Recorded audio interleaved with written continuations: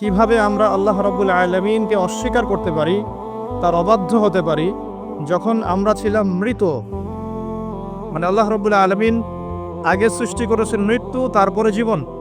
যেমনটা আল্লাহ পাক সূরা মুলকের 1 নম্বর আয়াতে বলেছেন, তাবারাকাল্লাযী বিয়াদিহিল মুলক ওয়া হুয়া আলা কুল্লি শাইইন কাদির আল্লাযী খালাকাল মাউতা ওয়াল হায়াতা আল্লাযী খালাকাল মাউতা ওয়াল হায়াতা, যিনি সৃষ্টি করেছেন মৃত্যু এবং জীবন।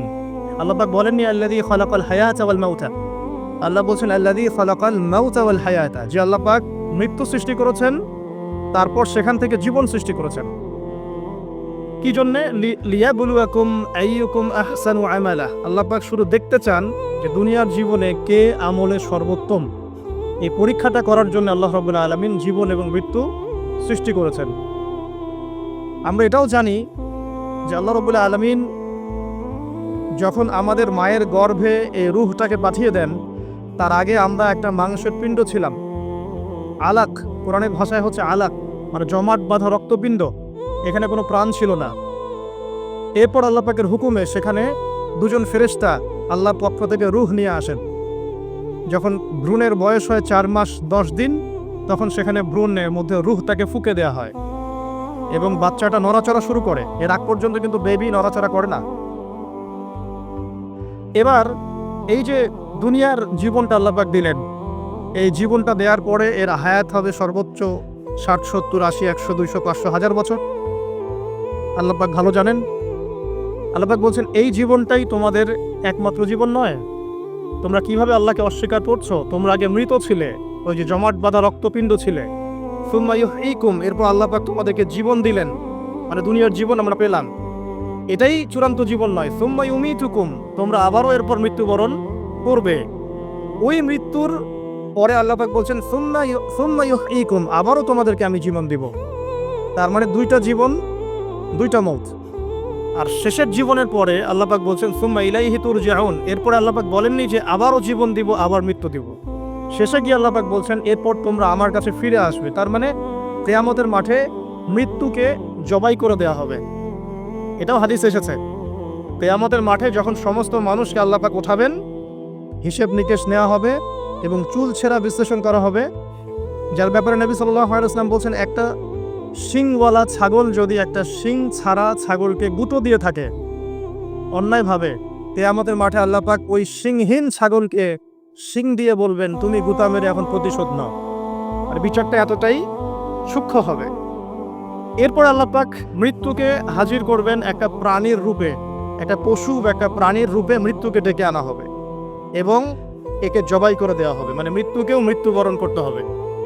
আমি কি বোঝাতে পারছি? এতে করে কি হবে? জান্নাতীদের উৎফুল্ল যে মেজাজ, যে খুশি, এটা আরো বেড়ে যাবে। কারণ তারা বুঝতে পারবে যে এরপরে আর কোনো মৃত্যু নাই, আমরা অনন্তকাল জান্নাতে থাকবো ইনশাআল্লাহ। আর যারা জাহান্নামী, তাদের আক্ষেপ, দুঃখ, কষ্ট, যন্ত্রণা আরো বেড়ে যাবে। কারণ তারা বুঝতে পারবে কাশ যদি মৃত্যু হতো, জাহান্নামে আযাব ভোগ করে মরে যেতাম, মাটি হয়ে যেতাম। সূরা নাবার শেষের দিকে পড়ে দেখবেন, ইয়া লাইতানি কুনতু তুরাবা, হায় আমি যদি আজকে মাটি হয়ে যেতাম। ঠিক আছে? সূরা ফুরকানে আল্লাহ পাক বলছেন তোমরা একটা মৃত্যুকে ডেকো না, বহু মৃত্যুকে ডাকতে থাকো। জাহান্নামীরা মৃত্যুকে ডাকতে থাকবে কিন্তু মৌত হবে না। তো মৃত্যুকেও মৃত্যুর স্বাদ গ্রহণ করতে হচ্ছে। আল্লাহ পাক সূরা বাকারা 29 নম্বর আয়াতে আমাদেরকে একটা জীবন এবং সৃষ্টি দর্শন দিয়েছেন এখানে। এটা হচ্ছে একটা সৃষ্টি দর্শন বা জীবন দর্শন বলতে পারি আমরা। কি সেটা? যে আমরা এখানে কেউ চিরস্থায়ী নই। আমরা একসময় পৃথিবীতে ছিলাম না, একসময় থাকবো না। মাঝখানে একটা সংক্ষিপ্ত সময় আমাদের হাতে আছে। এই সময়টুকুর মধ্যে আমাদের আসবে শৈশব, আমাদের কৈশোর, আমাদের যৌবন, আমাদের বার্ধক্য। এই সময়টুকুর মধ্যেই আমাদের পড়াশোনা, আমাদের রুজি রোজগার, আমাদের পরিবার, আমাদের ব্যবসা বাণিজ্য, আমাদের ইলমি অঙ্গন, আমাদের মুআমালাত, ঠিক আছে, আমাদের আমলের জিন্দেগি, এই সব কিছু এই সময়টুকুর মধ্যেই। লিনাবলুয়াকুম আইয়ুকুম আহসানু আমালা, আল্লাহ পাক এই সময়ের মধ্যে আমাদেরকে একটা পরীক্ষা করছেন যে আমরা আমলের দিক থেকে কে সর্বোত্তম হতে পারে। এই আয়াতটাও খেয়াল করবেন, আল্লাহ পাক বলেননি যে আমলে কে ভালো। আল্লাহ পাক বলছেন লিনাবলুয়াকুম আইয়ুকুম আহসানু আমালা। আল্লাহ পাক বলছেন আমি দেখতে চাই আমলের শ্রেষ্ঠটাকে। যারা আরবি ব্যাকরণ বোঝেন তারা বুঝবেন হাসান মানে হচ্ছে উত্তম, আহসান মানে সবচেয়ে উত্তম। যেমন কবির মানে বড়, আকবার মানে সবচেয়ে বড়, সগীর মানে ছোট, আসগর মানে সবচেয়ে ছোট। এখানে আল্লাহ পাক বলছেন আহসান, আল্লাহ পাক দেখতে চান যে আমলে আমাদের মধ্যে সর্বোত্তমকে। এই আয়াতটা প্রমাণ করে যে এভারেজ মুসলিম হলে চলবে না, মানে এভারেজ মুসলিমকে এটা দেখার জন্য আল্লাহ পাক আমাদেরকে সৃষ্টি করেন নাই। আল্লাহ পাক দেখতে চান আমাদের মধ্যে বেস্টকে, সবচেয়ে ভালোটাকে। তো ওই এভারেজ মুসলিম হওয়ার যে মানসিকতা আমাদের মধ্যে কাজ করে, যে নামাজ পড়বো 5 ওয়াক্ত, রোজা রাখবো রমজান মাসে, ঠিক আছে, যাকাত দিব ইত্যাদি, এতটুকু করবো আমি জান্নাতে চলে যাব। আল্লাহ পাক কিন্তু এটা দেখতে চাচ্ছেন না যে কারা এভারেজ মুসলিম।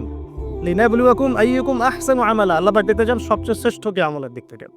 তো এই আয়াতটা আমাদের মধ্যে একটা জীবন দর্শন ক্রিয়েট করে যে আমরা পৃথিবীতে এসেছি, চিরস্থায়ী নই, আমাদেরকে মৌতের স্বাদ গ্রহণ করতে হবে। অতএব এই সময়টুকুতে আমার কাজ কি? এখন প্রথম কাজ রবকে চিনা। প্রথম কাজ কি? রবকে চেনা। তো রবকে চেনার জন্য আল্লাহ পাক কি দিয়েছেন? কোরআন কথা বলুক, আমরা কথা বলার চাইতে কোরআনই কথা বলুক, কোরআনকে বলতে দেন। কোরআন বলছে বিসমিল্লাহির রহমানির রহিম, তোমার রবকে, মান রব্বুক, কুল হুয়াল্লাহু আহাদ। তোমার রব সেই আল্লাহ যিনি হচ্ছেন কি? এক, যিনি এক, লা শারীকা লাহ, তার কোনো শরীক নাই। ওয়া বিযালিকা উমিরতু, এবং এই আল্লাহ পাকের সাথে শরীক সাব্যস্ত না করে তার ইবাদত করার জন্য আল্লাহ পাক নবী রাসূলদেরকে আদেশ করেছেন। ঠিক আছে? আল্লাহুস সামাদ, আল্লাহ পাক অমুখপেক্ষী। অমুখপেক্ষী মানে কি? পুরো মহাবিশ্বের আল্লাহকে প্রয়োজন আছে, মহাবিশ্বের আল্লাহর কোনো প্রয়োজন নাই। আমি বুঝতে পারছি? পুরো মহাবিশ্বের এক আল্লাহকে প্রয়োজন আছে। মহাবিশ্বের প্রতিটা সৃষ্টি আল্লাহর মুখপেক্ষী, কিন্তু আল্লাহ পাক কারো মুখপেক্ষী নন। যদি এই মহাবিশ্বের সমস্ত মাখলুক মিলে সেজদায় পড়ে যায়, আল্লাহ পাকের যে ইজ্জত, যে সম্মান, এটার একচুল বাড়বেও না কমবেও না। আল্লাহ পাকের ইজ্জত যেমন, সম্মান যেমন, তেমনই থাকবে।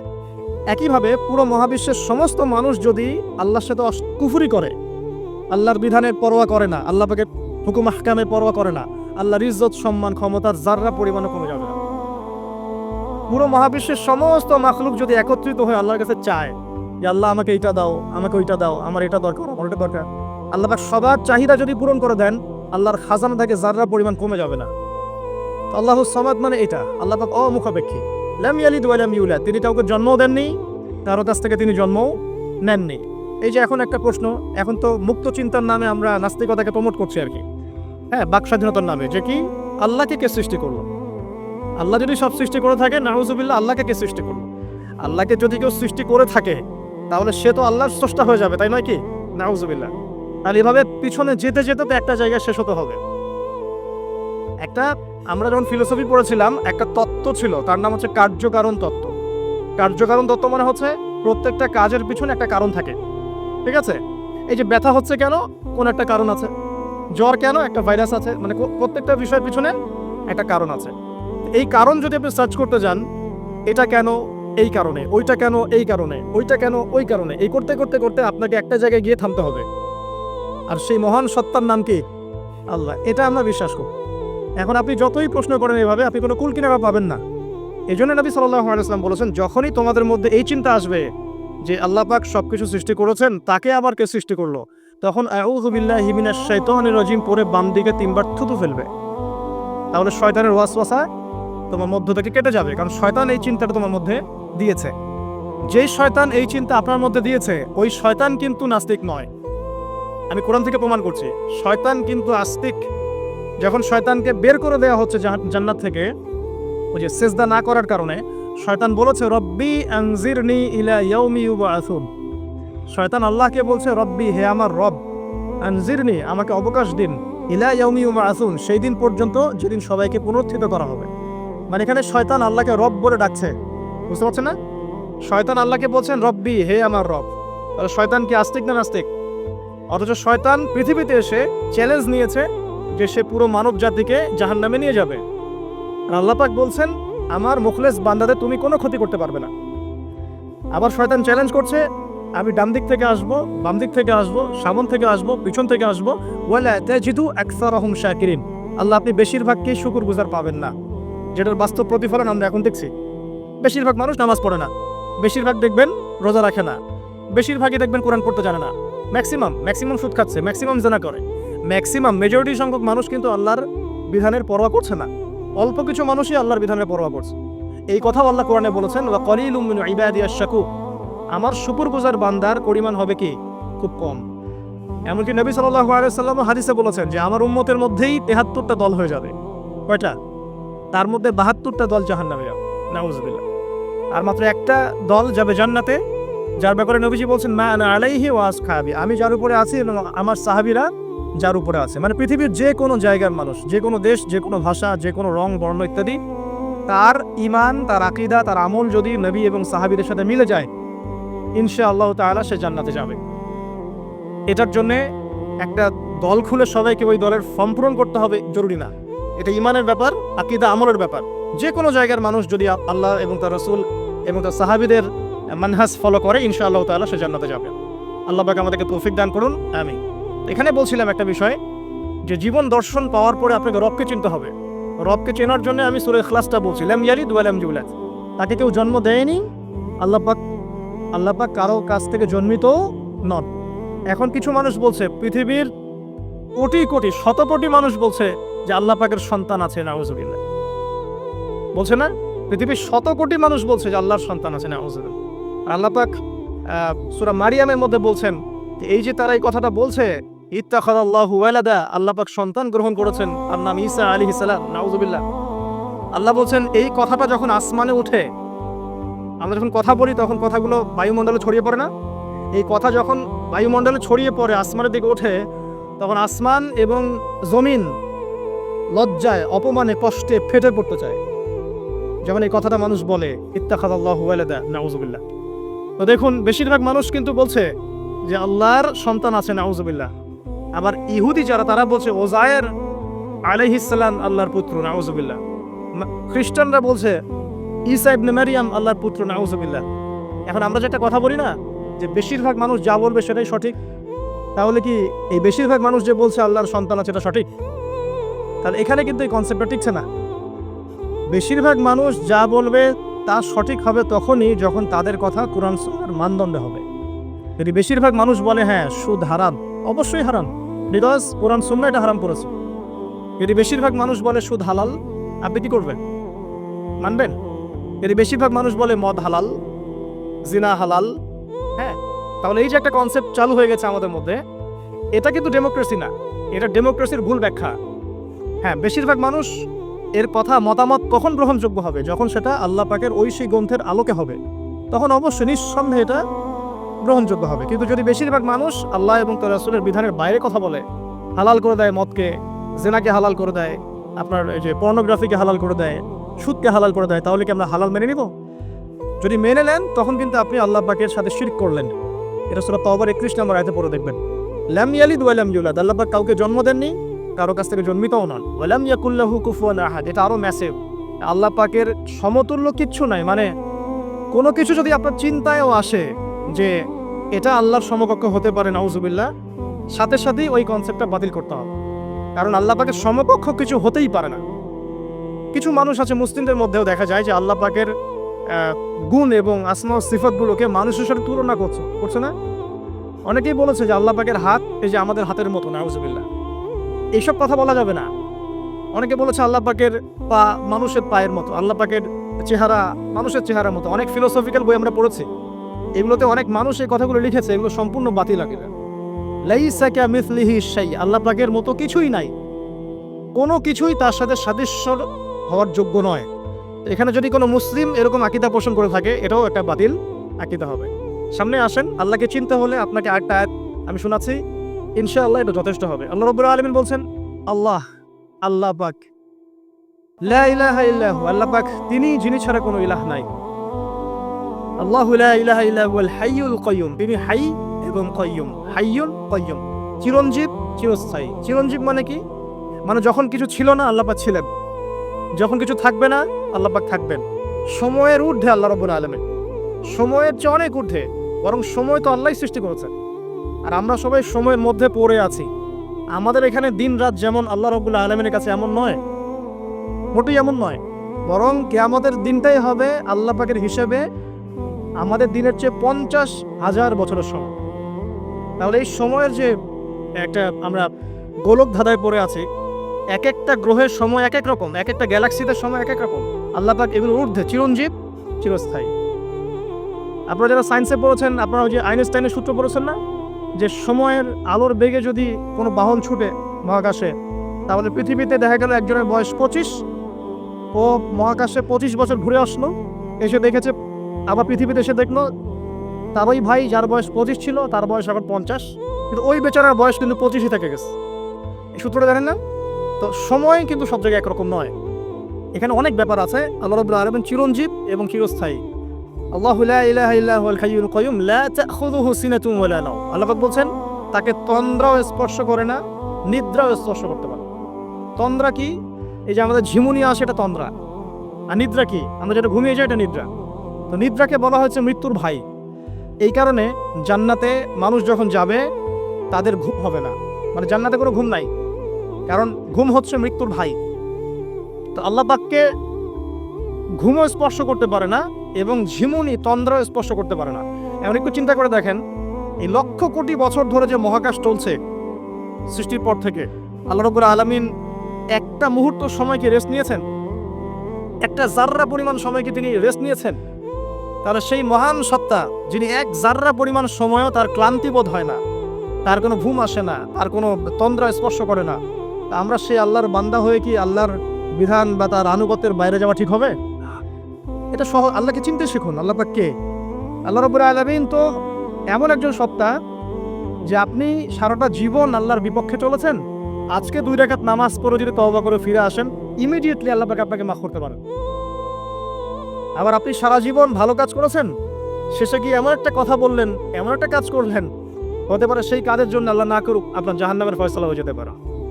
নাউজুবিল্লাহ। তো আল্লাহকে চিনতে শিখুন।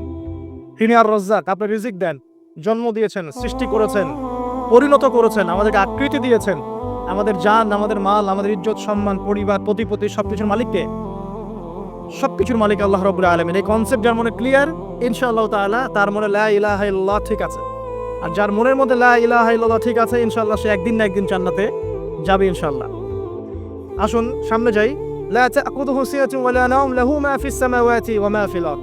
আসমান সমূহ, এখানে আসমান একটা আসমান বলা হয়নি, পুরো আসমান সমূহ এবং এই জমিনে যা কিছু আছে সবকিছু কার? আল্লাহ। আসমান সমূহটা বোঝেন। একদিন বলেছিলাম একটা এক্সাম্পল, যে এই পুরো মহাবিশ্বে পৃথিবীর অবস্থানটা কতটুকু। একটা সমুদ্রের কিনারায় যখন আপনি হাঁটবেন, বা আপনাদের যে এখানে কি নদী আছে, সালাসি, আচ্ছা, ওই চরের মধ্যেই মনে করেন আপনি হাঁটছেন, ওই চরের মধ্যে একটা বালুর কণার কি পরিমাণ দাম আছে বা কি পরিমাণ অবস্থান আছে? খুব বড় অবস্থান? অবস্থানই নাই। এই পুরো মহাবিশ্বে পৃথিবীর অবস্থান তার চাইতেও কম। এই যে সৌরজগৎ দেখছেন, এই সৌরজগতের মধ্যে হাজারটা সৌরজগৎ মিলে একটা গ্যালাক্সি হয়, আর এই হাজার হাজার গ্যালাক্সি মিলে একটা আসমান হয়। এরকম করে 7 আসমান, তার উপরে কুরসি, তার উপরে মহাসাগর, তার উপরে আরশ, তার উপরে আল্লাহ রাব্বুল আলামিন। তাহলে চিন্তা করেন যে পৃথিবীতে আমরা কতটুকু অবস্থান নিয়ে আছি। এই সমস্ত কিছু কার সৃষ্টি? আল্লাহ রাব্বুল আলামিনের। এখন সামনে আসেন, লাহু মা ফিস সামাওয়াতি ওয়া মা ফিল আরদ মান যাল্লাযী ইয়াশফাউ ইনদাহু ইল্লা বিইذনিহি। যার এত ক্ষমতা, যে আল্লাহ পাকের এত ক্ষমতা, আল্লাহ পাক বলছেন কে আছে যে তার অনুমতি ছাড়া আল্লাহর সামনে সুপারিশ করতে পারে? এখান থেকে আমাদের আকীদার পরিষ্কার হওয়া দরকার আছে না? আমরা তো অনেক সময় মনে করি যে পীর সাহেব ধরেছি বাস জান্নাতে চলে যাবো, নাকি? আমল করার দরকার নাই, বায়াত হয়েছি বাস জান্নাতে চলে যাব, আমার আমলের দরকার নাই। এত সহজ না। আল্লাহ পাক বলছেন কে আছে যে আমার কাছে সুপারিশ করবে আমার অনুমতি ছাড়া? আল্লাহ পাকের অনুমতি না পেয়ে কেউ এই কাজ করতে পারবে? পারবে না। আমরা জানি না রাসূল সাল্লাল্লাহু আলাইহি ওয়াসাল্লাম উম্মতের জন্য সুপারিশ করবেন। হ্যাঁ, শহীদগণ সুপারিশ করবে, এই যে হাফেজে কোরআন, আলেম, অনেক মানুষ, অনেক শ্রেণীর মানুষকে আল্লাহ পাক সুপারিশ করার ইখতিয়ার দিবেন। কেন দিবেন? বিকজ আল্লাহ পাক তাদের আমলে সন্তুষ্ট এবং আল্লাহ পাক তাদেরকে সম্মানিত করবেন সবার উপরে। মনে করেন এখানে অনেক মানুষ আছে, এর মধ্যে একজনকে আপনি সবচেয়ে বেশি পছন্দ করেন, সে আপনাকে সন্তুষ্ট করেছে, তাকে সম্মানিত করতে চাচ্ছেন আপনি, এখন তাকে ডেকে নিয়ে আসবেন সবার সামনে, এনে আপনি যে ফুলের তোড়া উপহার দিলেন, মানে আপনি তাকে ভালোবাসেন, তাকে সম্মান করেন। এখন সে আপনাকে যদি কিছু বলে যে আমার অমুক ভাই আছে, সেও মাশাআল্লাহ এই পথে চেষ্টা করছে, আপনি তাকে একটু সুযোগ দেন, তখন আপনি কিন্তু ওকে সুযোগ দিবেন। এটা সুপারিশ। মানে বিষয়টা হচ্ছে যে যখন আল্লাহ রাব্বুল আলামিন কিছু মানুষের উপর সন্তুষ্ট হবেন, তখন গিয়ে আল্লাহ রাব্বুল আলামিন তাদেরকে সুপারিশ করার ইখতিয়ার দিবেন। কিন্তু আল্লাহ পাকের অনুমতি ব্যতীত এই কাজটা কেউ করতে পারবে না। এটা আমাদের কনসেপ্ট ক্লিয়ার থাকা উচিত। মান যাল্লাযী ইয়াশফাউ ইনদাহু ইল্লা বিইذনিহি ইয়ালামু মা বাইনা আইদিহিম ওয়া মা খালফাহুম। আল্লাহ পাক সেই সত্তা, আপনার রব সেই সত্তা যিনি সামনের এবং পিছনের খবর জানেন। মানে অতীত, বর্তমান, ভবিষ্যৎ সব জানে। আদম আলাইহিস সালাম সৃষ্টি হওয়ার প্রথম দিন কি খেয়েছেন আল্লাহ পাক এখন জানেন। কথা বুঝতে পারছেন না? আমরা জানি? কোন ইতিহাসের বই আমাদেরকে সলিউশন দিতে পারবে? জান্নাত জাহান্নামের ফয়সালা হয়ে যাওয়ার পরে, এটা বোঝেন, জান্নাত জাহান্নামের ফয়সালা হয়ে যাওয়ার পর জান্নাতীরা 100 কোটি বছর পরে কি খাবে, কি করবে, কি পড়বে, আল্লাহ পাক এই মুহূর্তে সেটা জানেন। ঠিক একইভাবে জাহান্নামীরা জাহান্নামে যাওয়ার 100 কোটি বছর পর তাদের কি আযাব হবে, কি পানিশমেন্ট দেওয়া হবে, ওদের অবস্থা কি হবে, আল্লাহ পাক এখনই সেটা দেখতে পারেন। তা আমরা তো আল্লাহকে চিনি না, এই কারণে আমরা আল্লাহর বিরোধিতা করি, তার নবীর বিরোধিতা করি, ইসলাম কোরআন হাদিসের বিরোধিতা করছি। আমরা তো আল্লাহকে চিনি না।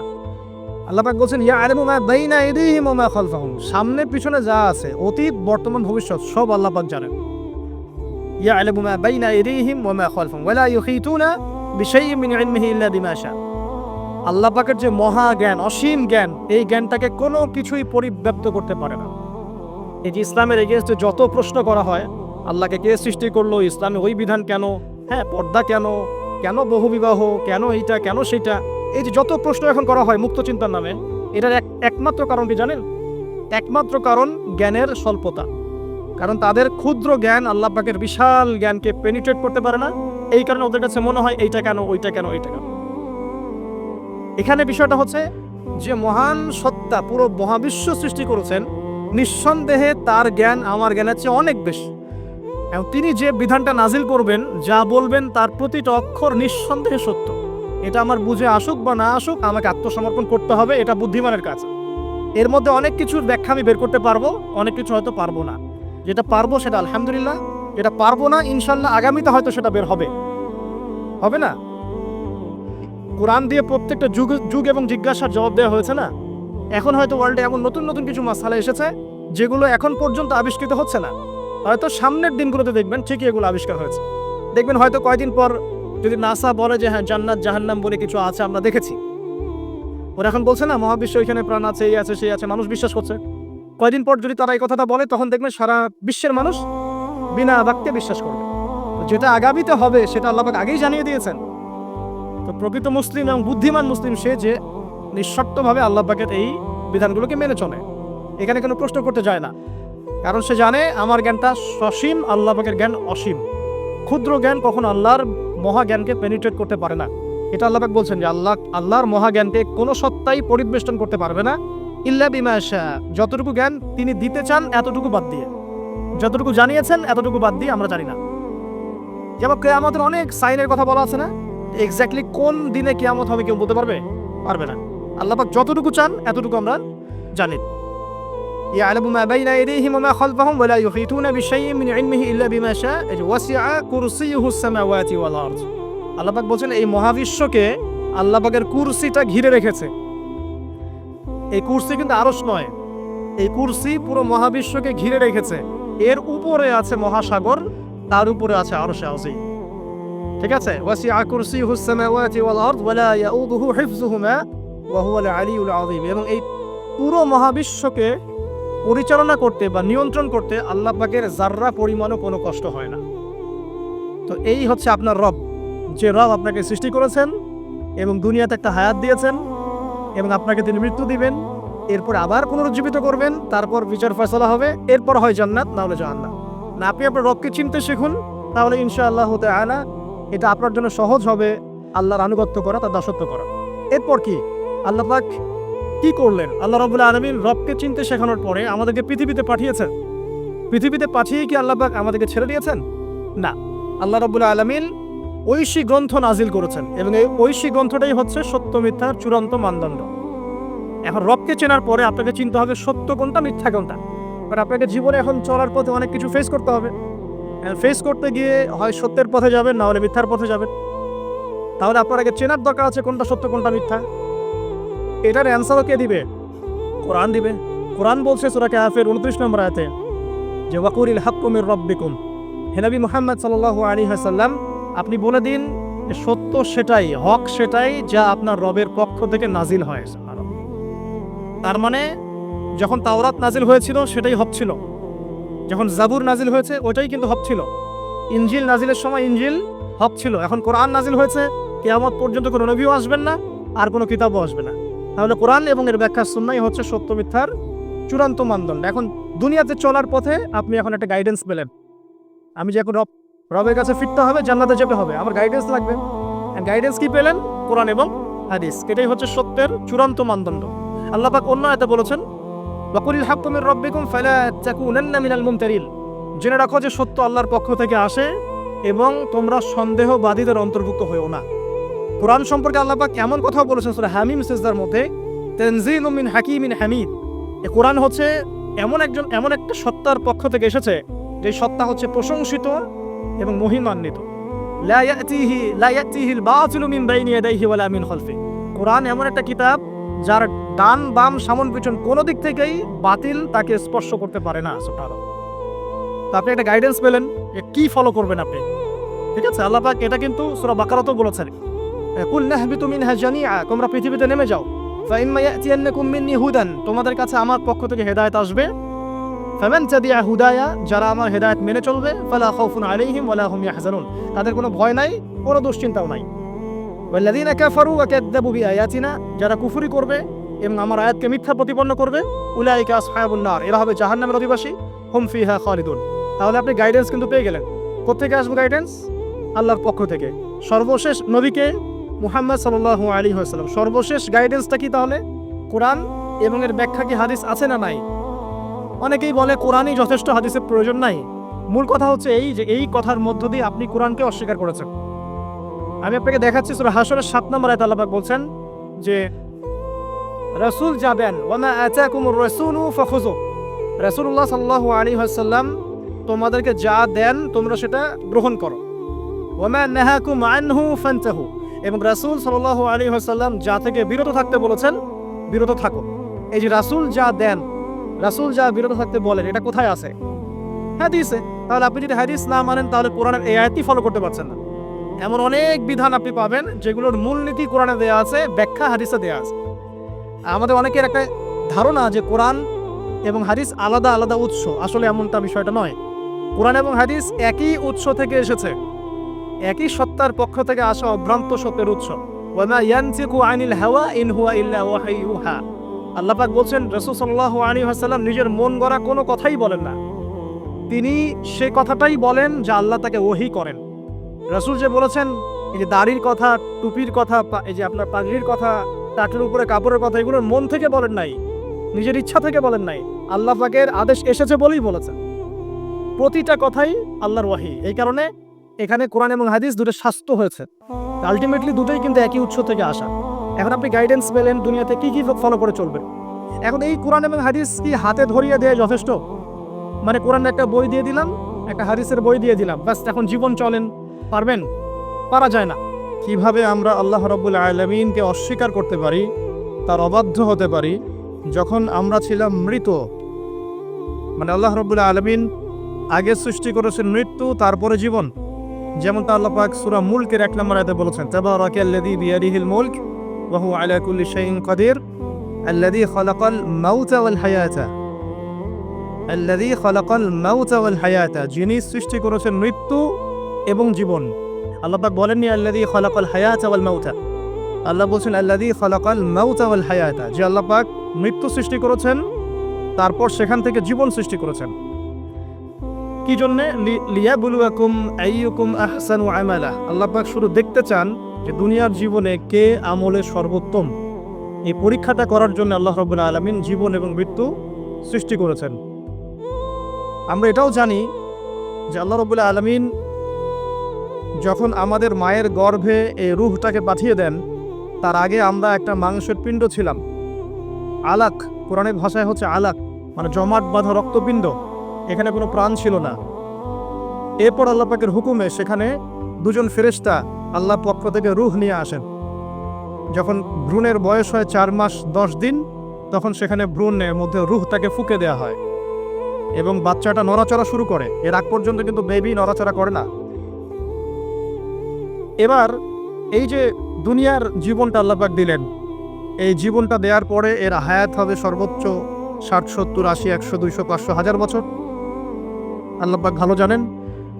আল্লাহ পাক বলছেন এই জীবনটাই তোমাদের একমাত্র জীবন নয়, তোমরা কিভাবে আল্লাহকে অস্বীকার করছো? তোমরা আগে মৃত ছিলে, ওই যে জমাট বাঁধা রক্তপিণ্ড ছিলে। সুম্মা ইউহয়িকুম, এরপর আল্লাহ পাক তোমাদেরকে জীবন দিলেন, মানে দুনিয়ার জীবন আমরা পেলাম। এটাই চূড়ান্ত জীবন নয়। সুম্মা ইউমিতুকুম, তোমরা আবারও এরপর মৃত্যুবরণ করবে।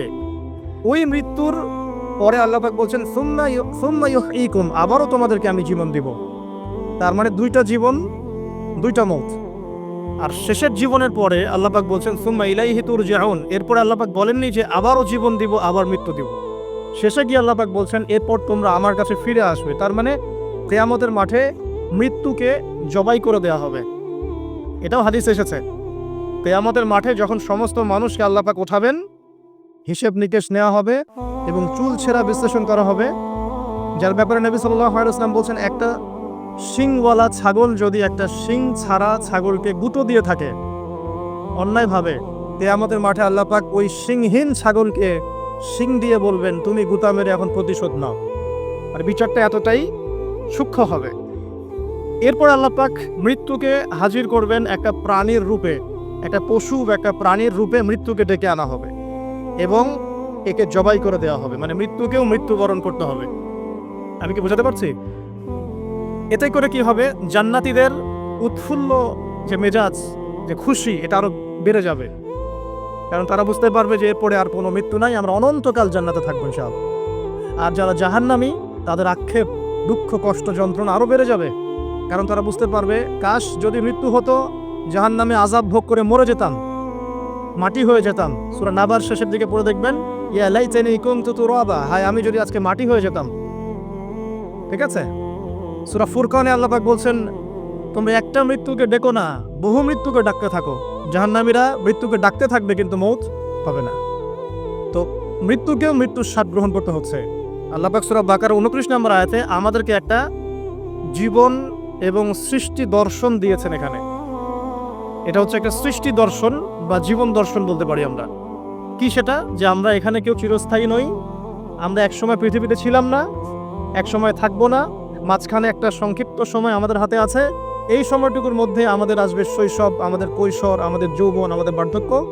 এই সময়টুকুর মধ্যেই আমাদের পড়াশোনা, আমাদের রুজি রোজগার, আমাদের পরিবার, আমাদের ব্যবসা বাণিজ্য, আমাদের ইলমি অঙ্গন, আমাদের মুআমেলাত, ঠিক আছে, আমাদের আমলের জিন্দেগি, এই সব কিছু এই সময়টুকুর মধ্যেই। লিনাবলুয়াকুম আইয়ুকুম আহসানু আমালা, আল্লাহ পাক এই সময়ের মধ্যে আমাদেরকে একটা পরীক্ষা করছেন যে আমরা আমলের দিক থেকে কে সর্বোত্তম হতে পারে। এই আয়াতটাও খেয়াল করবেন, আল্লাহ পাক বলেননি যে আমলে কে ভালো। আল্লাহ পাক বলছেন লিনাবলুয়াকুম আইয়ুকুম আহসানু আমালা। আল্লাহ পাক বলছেন আমি দেখতে চাই আমলের শ্রেষ্ঠটাকে। যারা আরবি ব্যাকরণ বোঝেন তারা বুঝবেন হাসান মানে হচ্ছে উত্তম, আহসান মানে সবচেয়ে উত্তম। যেমন কবির মানে বড়, আকবার মানে সবচেয়ে বড়, সগীর মানে ছোট, আসগর মানে সবচেয়ে ছোট। এখানে আল্লাহ পাক বলছেন আহসান। আল্লাহ পাক দেখতে চান যে আমলে আমাদের মধ্যে সর্বোত্তমকে। এই আয়াতটা প্রমাণ করে যে এভারেজ মুসলিম হলে চলবে না। মানে এভারেজ মুসলিম কে এটা দেখার জন্য আল্লাহ পাক আমাদেরকে সৃষ্টি করেন নাই। আল্লাহ পাক দেখতে চান আমাদের মধ্যে বেস্টকে, সবচেয়ে ভালোটাকে। তো ওই এভারেজ মুসলিম হওয়ার যে মানসিকতা আমাদের মধ্যে কাজ করে, যে নামাজ পড়বো 5 ওয়াক্ত, রোজা রাখবো রমজান মাসে, ঠিক আছে, যাকাত দিব ইত্যাদি, এতটুকু করবো আমি জান্নাতে চলে যাব। আল্লাহ পাক কিন্তু এটা দেখতে চাচ্ছেন না যে কারা এভারেজ মুসলিম। লিনাবলুয়াকুম আইয়ুকুম আহসানু আমালা, আল্লাহ পাক দেখতে চান সবচেয়ে শ্রেষ্ঠকে আমলের দিক থেকে।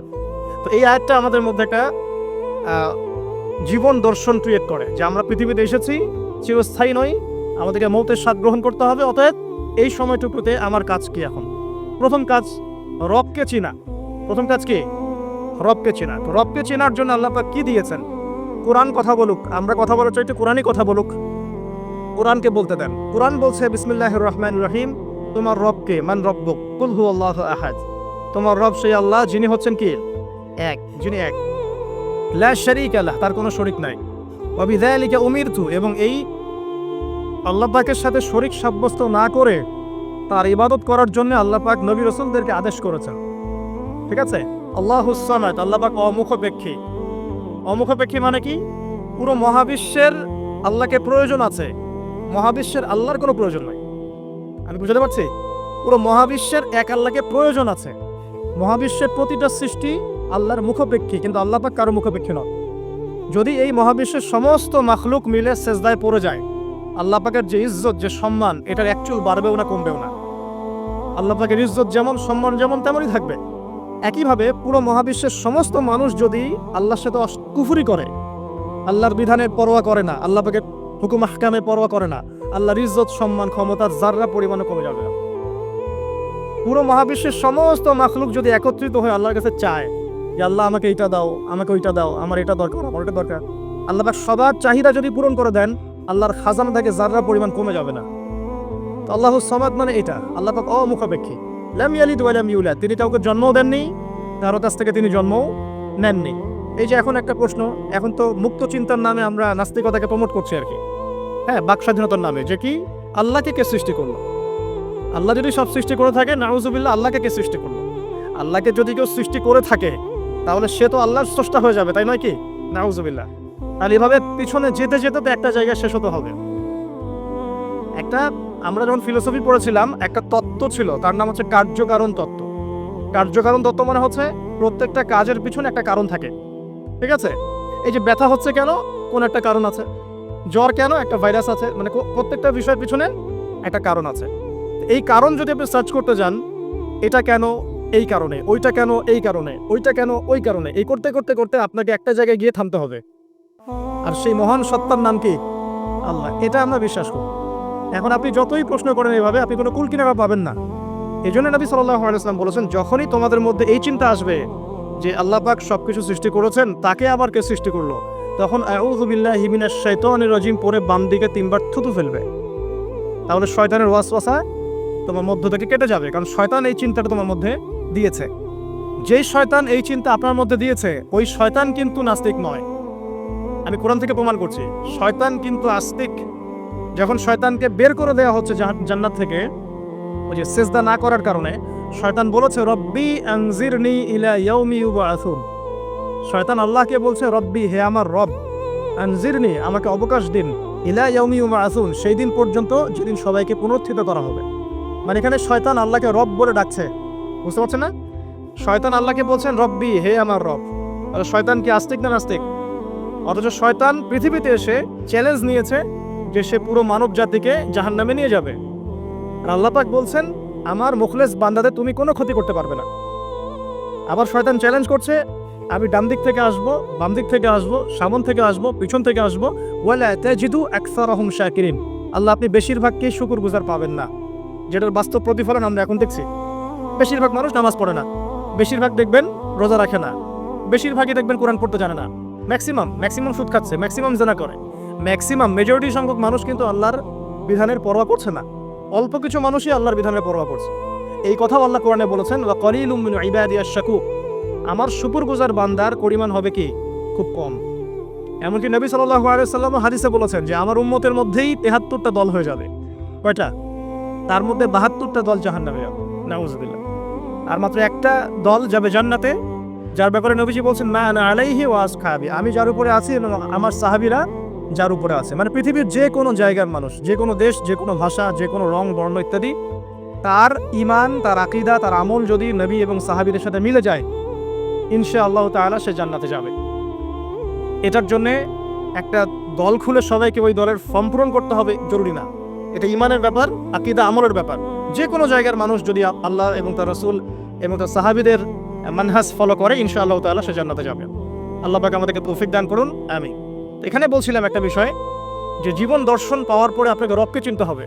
রবকে চেনার জন্য আমি সূরা ইখলাসটা বলছি, লাম ইয়ালিদ ওয়া লাম ইউলাদ, তাকে কেউ জন্ম দেয়নি, আল্লাহ পাক কারো কাছ থেকে জন্মিত নন। এখন কিছু মানুষ বলছে, পৃথিবীর কোটি কোটি শতকোটি মানুষ বলছে যে আল্লাহ পাকের সন্তান আছে, নাউযুবিল্লাহ। বলছে না? পৃথিবীর শতকোটি মানুষ বলছে যে আল্লাহর সন্তান আছে, নাউযুবিল্লাহ। আল্লাহ পাক সূরা মারিয়ামের মধ্যে বলছেন, এই যে তারা এই কথাটা বলছে, ইত্তাখাযাল্লাহু ওয়ালাদা, আল্লাহ পাক সন্তান গ্রহণ করেছেন, তার নাম ঈসা আলাইহিস সালাম, নাউযুবিল্লাহ। আল্লাহ বলছেন, এই কথাটা যখন আসমানে উঠে, আমরা যখন কথা বলি তখন কথাগুলো বায়ুমণ্ডলে ছড়িয়ে পড়ে না? এই কথা যখন বায়ুমণ্ডলে ছড়িয়ে পড়ে, আসমানের দিকে ওঠে, তখন আসমান এবং জমিন লজ্জায়, অপমানে, কষ্টে ফেটে পড়তে চায় যখন এই কথাটা মানুষ বলে, ইত্তাখাযাল্লাহু ওয়ালাদা, নাউযুবিল্লাহ। তো দেখুন, বেশিরভাগ মানুষ কিন্তু বলছে যে আল্লাহর সন্তান আছে, নাউযুবিল্লাহ। আবার ইহুদি যারা, তারা বলছে ওজায়ের আলাইহিস সালাম আল্লাহর পুত্র, নাউযুবিল্লাহ। খ্রিস্টানরা বলছে ঈসা ইবনে মারিয়াম আল্লাহর পুত্র, নাউজুবিল্লাহ। এখন আমরা যেটা কথা বলি না যে বেশিরভাগ মানুষ যা বলবে সেটাই সঠিক, তাহলে কি এই বেশিরভাগ মানুষ যে বলছে আল্লাহর সন্তান আছে এটা সঠিক? তাহলে এখানে কিন্তু এই কনসেপ্টটা ঠিকছে না। বেশিরভাগ মানুষ যা বলবে তা সঠিক হবে তখনই যখন তাদের কথা কুরআন সুন্নাহর মানদণ্ডে হবে। যদি বেশিরভাগ মানুষ বলে হ্যাঁ সুদ হারাম, অবশ্যই হারাম, বিকজ কুরআন সুন্নাহ এটা হারাম করেছে। যদি বেশিরভাগ মানুষ বলে সুদ হালাল, আপনি কি করবেন? মানবেন? যদি বেশিরভাগ মানুষ বলে মদ হালাল, জিনা হালাল, হ্যাঁ, তাহলে এই যে একটা কনসেপ্ট চালু হয়ে গেছে আমাদের মধ্যে, এটা কিন্তু ডেমোক্রেসি না, এটা ডেমোক্রেসির ভুল ব্যাখ্যা। হ্যাঁ, বেশিরভাগ মানুষ এর কথা মতামত কখন গ্রহণযোগ্য হবে? যখন সেটা আল্লাহ পাকের ঐশী গ্রন্থের আলোকে হবে, তখন অবশ্যই নিঃসন্দেহে এটা গ্রহণযোগ্য হবে। কিন্তু যদি বেশিরভাগ মানুষ আল্লাহ এবং তার রাসূলের বিধানের বাইরে কথা বলে, হালাল করে দেয় মদকে, জেনাকে হালাল করে দেয়, আপনার এই যে পর্নোগ্রাফিকে হালাল করে দেয়, সুদকে হালাল করে দেয়, তাহলে কি আমরা হালাল মেনে নিব? যদি মেনে নেন তখন কিন্তু আপনি আল্লাহ পাকের সাথে শিরক করলেন। এটা সূরা তাওবার 31 নম্বর আয়াতে পড়ে দেখবেন। লাম ইয়ালিদ ওয়া লাম ইউলাদ, আল্লাহ পাক কাউকে জন্ম দেননি, কারো কাছ থেকে জন্মিতও নন। ওয়া লাম ইয়াকুল লাহু কুফুয়ান আহাদ, এটা আরো ম্যাসিভ। আল্লাহ পাকের সমতুল্য কিচ্ছু নাই। মানে কোনো কিছু যদি আপনার চিন্তায়ও আসে যে এটা আল্লাহর সমকক্ষ হতে পারে, নাউজুবিল্লাহ, সাথে সাথেই ওই কনসেপ্টটা বাতিল করতে হবে। কারণ আল্লাহ পাকের সমকক্ষ কিছু হতেই পারে না। কিছু মানুষ আছে মুসলিমদের মধ্যেও দেখা যায় যে আল্লাহ পাকের গুণ এবং আসমা ও সিফাতগুলোকে মানুষের সাথে তুলনা করছে না। অনেকেই বলেছে যে আল্লাহ পাকের হাত এই যে আমাদের হাতের মতো, নাউজুবিল্লাহ, এইসব কথা বলা যাবে না। অনেকে বলেছে আল্লাহ পাকের পা মানুষের পায়ের মতো, আল্লাহ পাকের চেহারা মানুষের চেহারার মতো। অনেক ফিলোসফিক্যাল বই আমরা পড়েছি, এগুলোতে অনেক মানুষ এই কথাগুলো লিখেছে, এগুলো সম্পূর্ণ বাতিল আকিদা। লাইসা কামিসলিহি শাই, আল্লাহ পাকের মতো কিছুই নাই, কোনো কিছুই তার সাথে সাদৃশ্য হওয়ার যোগ্য নয়। এখানে যদি কোনো মুসলিম এরকম আকীদা পোষণ করে থাকে, এটাও একটা বাতিল আকীদা হবে। সামনে আসেন, আল্লাহকে চিনতে হলে আপনাকে আরেকটা আয়াত আমি শোনাচ্ছি, ইনশাআল্লাহ এটা যথেষ্ট হবে। আল্লাহ রাব্বুল আলামিন বলছেন, আল্লাহ পাক, লা ইলাহা ইল্লাহু, আল্লাহ পাক তিনি যিনি ছাড়া কোনো ইলাহ নাই। আল্লাহু লা ইলাহা ইল্লা হুয়াল হাইয়ুল কাইয়্যুম, তিনি হাই এবং কাইয়্যুম, হাইয়ুন কাইয়্যুম, চিরঞ্জীব চিরস্থায়ী। চিরঞ্জীব মানে কি? মানে যখন কিছু ছিল না আল্লাহ পাক ছিলেন, যখন কিছু থাকবে না আল্লাহ পাক থাকবেন। সময়ের ঊর্ধ্বে আল্লাহ রাব্বুল আলামিন, সময়ের চেয়ে অনেক ঊর্ধ্বে, বরং সময় তো আল্লাহই সৃষ্টি করেছেন, আর আমরা সবাই সময়ের মধ্যে পড়ে আছি। আমাদের এখানে দিন রাত যেমন আল্লাহ রাব্বুল আলামিনের কাছে এমন নয়, মোটেই এমন নয়, বরং কিয়ামতের দিনটাই হবে আল্লাহ পাকের হিসেবে আমাদের দিনের চেয়ে 50,000 বছরের সময়। তাহলে এই সময়ের যে একটা আমরা গোলক ধাঁধায় পড়ে আছি, এক একটা গ্রহের সময় এক এক রকম, এক একটা গ্যালাক্সিতে সময় এক এক রকম। আল্লাহ পাক এগুলো ঊর্ধ্বে, চিরঞ্জীব চিরস্থায়ী। আপনারা যারা সায়েন্সে পড়েছেন, আপনারা ওই যে আইনস্টাইনের সূত্র পড়েছেন না, যে সময়ের আলোর বেগে যদি কোনো বাহন ছুটে মহাকাশে, তাহলে পৃথিবীতে দেখা গেল একজনের বয়স 25, ও মহাকাশে 25 বছর ঘুরে আসলো, এসে দেখেছে, আবার পৃথিবীতে এসে দেখলো তার ওই ভাই যার বয়স 25 ছিল তার বয়স এখন 50, কিন্তু ওই বেচারার বয়স কিন্তু 25ই থেকে গেছে। এই সূত্রটা জানেন না? তো সময় কিন্তু সব জায়গায় একরকম নয়, এখানে অনেক ব্যাপার আছে। আল্লাহ রাব্বুল আলামিন চিরঞ্জীব এবং চিরস্থায়ী। আল্লাহু লা ইলাহা ইল্লা হুয়াল হাইয়ুল কাইয়্যুম লা তাখুযুহু সিনাতুন ওয়া লা নাওম, আল্লাহ পাক বলছেন তাকে তন্দ্রাও স্পর্শ করে না, নিদ্রাও স্পর্শ করতে পারে। তন্দ্রা কি? এই যে আমাদের ঝিমুনি আসে, এটা তন্দ্রা। আর নিদ্রা কি? আমরা যেটা ঘুমিয়ে যাই, এটা নিদ্রা। তো নিদ্রাকে বলা হয়েছে মৃত্যুর ভাই। এই কারণে জান্নাতে মানুষ যখন যাবে তাদের